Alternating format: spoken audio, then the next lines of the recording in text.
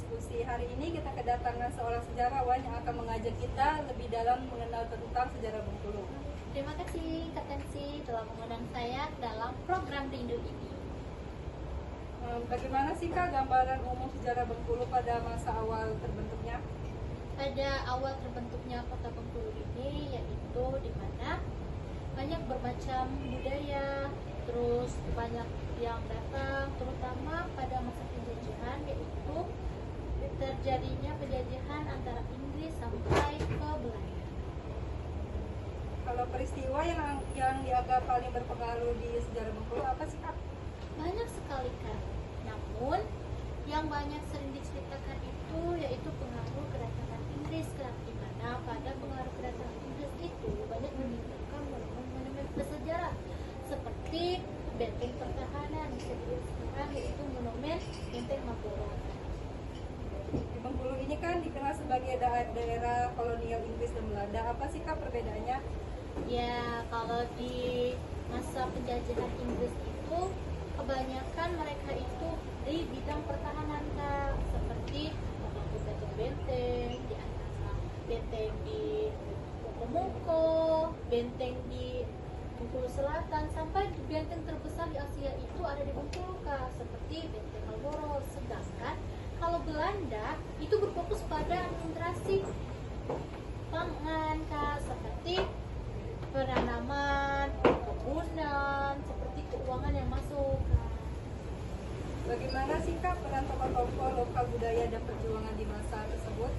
Sangat penting Kak, terutama pada tokoh adat, agama pada masa itu untuk melawan para penjajah dan mengusir mereka supaya negeri kita merdeka dan tidak terjajah kembali. Apa peninggalan Kak sejarah Bengkulu yang paling penting dan harus dijaga? Yaitu seperti peninggalan pada masa Inggris kan sekarang telah ada benteng Marlborough.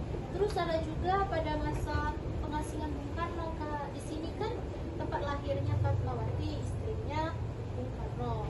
Nah, di sana itu merupakan situs budaya berupa rumah pengasingan Bung Karno. Di mana di sana banyak-banyak mengenai cerita sejarahnya Bengkulu juga ada di sana, tempat utama juga ada di sana. Terus bagaimana sih Kak sejarah benteng Marlborough bagi masyarakat Bengkulu?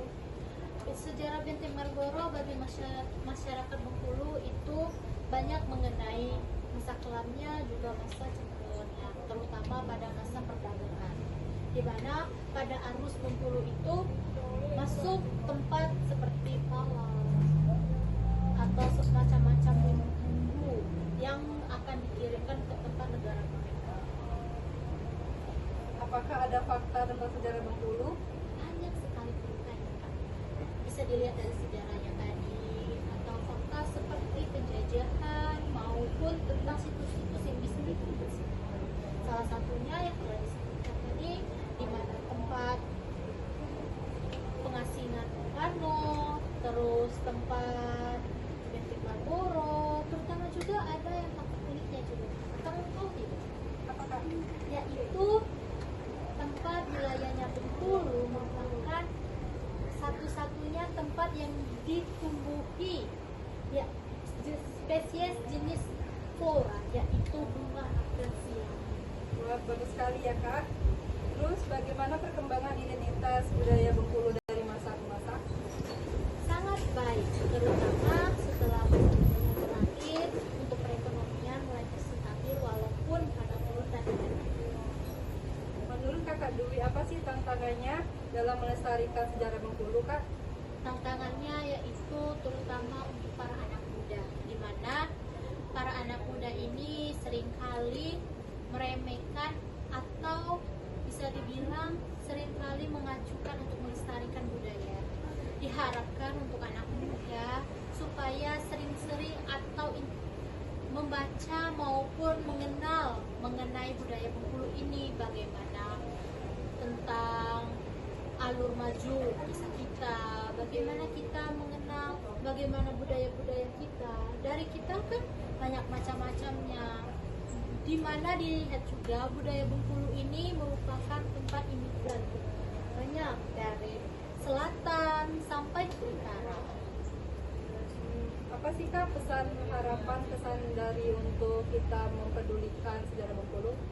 Ya, terutama untuk anak muda, tolong dilestarikan budaya Bengkulu kita. Siapa lagi yang akan melestarikannya kalau bukan kita?